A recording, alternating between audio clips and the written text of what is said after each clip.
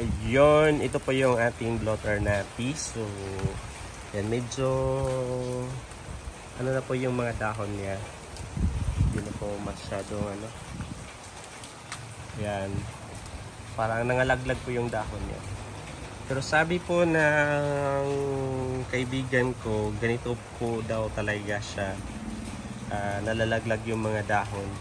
Pero kahit nalalaglag yung dahon niya, ay patuloy pa rin po siyang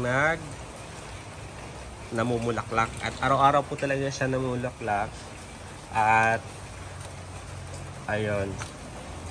And ang challenge lang po dito, pag maano po siya, maulan, medyo nababawasan po yung pamulaklak niya.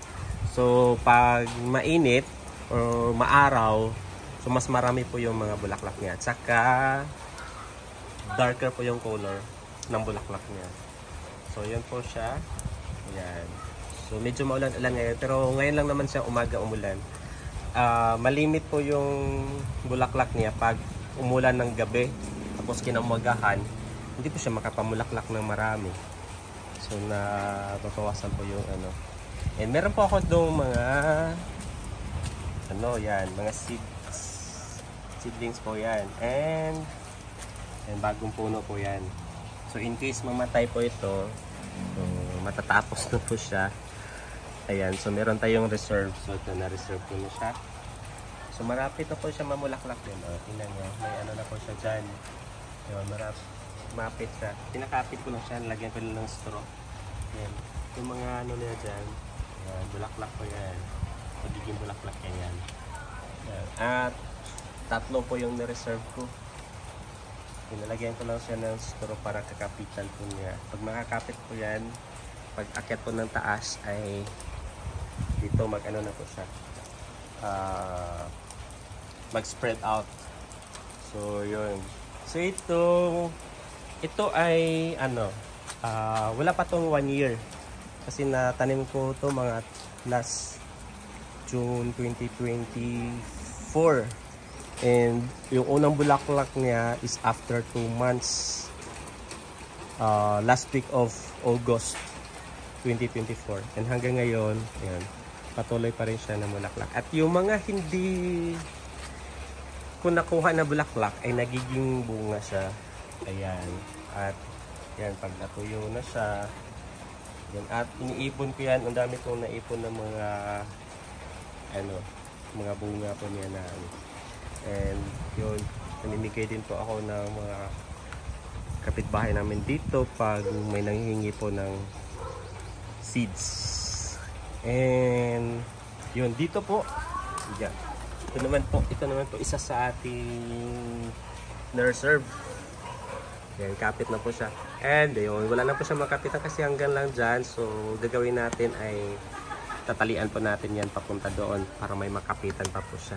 And malapit na din siya magbulaklak. Ayan o. Yan. So ito po yung pangatlo. Ayun. Sabay-sabay na po sila. Ito po yung isa. Ayan. Hanggang dulo po yan sa taas. Ayan. Kahoy naman po nilagay ko dito. Ayan. Pasensya, marami pa po mga damo. So, natin na remove yung damo. At ayun. Malapit na din po siya magbulaklak. Ayun, pangatlo po ito. And then, pupunta po dahil sa pang-apat. Ito yung pang-apat. Pang-apat po talaga ay, ayun, ito po yung unang bulaklak po niya. Yan. So, magtuloy-tuloy na po yan. So, lahat yung may mga maliit dyan na mga sanga-sanga ay mag-bear po yan ng bulaklak. Ayan. Yan, dinugtungan ko na lang po yung ano po dito kasi una. Ayan, ito lang po yung yung yellow, yung wire. Yan yung pinakapitan ko po sa kanya. Kahapon to, inanohan ko siya ng straw para may makapitan siya. Pag makakapit yan dyan, yan, umikot na din siya. So, makapit na. Ayun. So, yun po yung ano natin. So, ito po yung unang bulaklak natin. At yun, ayan, pipitasin na po natin. Okay. Ito yung, yan o.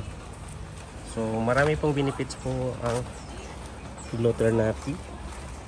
At marami na din po tayong seedlings na nakaabang. Yan. Yan. So, puro seedlings po yan ng meron na sa plastic. Meron sa mga putol na container po ng ketchup, patis. Ayan. Patis, plastic. Mga din. Uy, natumba yung isa. Naanuhan ng kabilya. Ayan, natumba. Ayos na natin mamaya. So, yan. Ayun. So, lahat po ng mga container pwede po natin magagamit para po taniman ng mga seedlings. So, yan dito. Ito medyo na lang siya. Pag lumaki-laki na po yan, ililipat po natin sa lupa para po makatubo po siya ng maganda at lumalaki. Mas lumaki. Pag nasa pasok po kasi siya, hindi siya masyadong makatubo ng yung hindi ma-maximize po yung tubo po niya. So maganda po ay nasa paso po siya. And yun, marami po itong benepisyo. Benefits po yung Blotternati. And yun. So sabi ng kaibigan ko, yun, meron nga po siyang kakilala na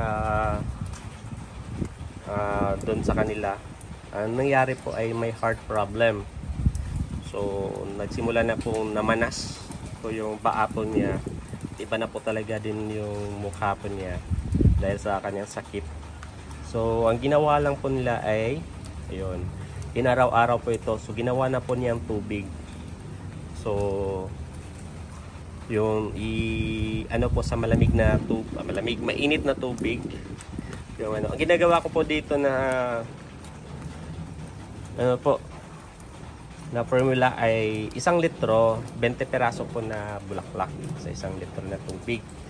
So pag 2 litro, so 40 peraso na bulaklak. So itong dami na to, ayun, abot yan ng 40 kahit parang kukunti lang. Pero abot po yung 40, more than pa na 40 yan. So 2 litro. Tapos minsan at yung inano pa namin, nire-refill pa namin yung parang umabot pa yung 40 na piraso na bulaklak ay abot pa ng 3 litro. So ganun. Doon sa balikan natin yung sa kilala ng friend ko na may heart problem. So ang ginawa po niya ay niyang tubig. So after 1 week or 2 weeks, nagiging maayos po yung nawawala po yung pamamanas po niya. And ayun, masasabi natin gumaling talaga. And then hanggang ngayon ay mini-maintain po niya yung blue flower na tea sa kanyang araw-araw. So ayun. So ito rin po, marami talaga benefits po yung Blotternati. So maganda. And hilig ko din talaga magtanim ng mga herbal. So yun, ito yung puro mga puro mga Blotternati yung mga tinatanim ko ngayon, mga seedlings, puro Blotternati. So ang ganda lang, nakakaamis lang. At alam niyo po ba, meron na akong trivia. So ito po ay blue or parang blue violet po yung kulay niya. And alam niyo po ba na very rare yung blue na kulay sa nature. So kung napapansin nyo, walang masyadong bulaklak na kulay blue. Kukunti lang, iilan lang. Kasi hindi siya, very rare po siya sa nature. So ang ginagawa ng plants para makapag-produce sila ng blue na kulay ay may process po silang ginagawa yung plants para ma-alter po yung at ma-project po nila ng kulay blue. So yun lamang po. And yun para sa ating mga benefits. Ayun. Ayan, patuloy po to uminom ng Blotternati. Tinatanong lang po ako kung ano daw yung epekto ng Blotternati. Tea. So pag mga natural natural na mga meds or mga herbal, di mo talaga siya mararamdaman, lalo na kung wala ka naman nararamdaman na major na sakit. di mo talaga siya mararamdaman kung ano mga benepisyo. Pero yun lang, ano mo lang is pag magkasakit ka, makarecover ka agad. And then ayun, hindi ka pero wag nyo gamitin na pag uminom kayo nito ay hindi na po kayo magkakasakit. Or kumbaga, kung ako po ay nagkasakit, ako ay ano po sa inyo nito, nag-advise na uminom ng ganito. Tapos pag ako ay nagkasakit, sabihin niyo na, nagkasakit ka naman. So, di na kami inom ng Blutron natin, nagkasakit ka rin eh.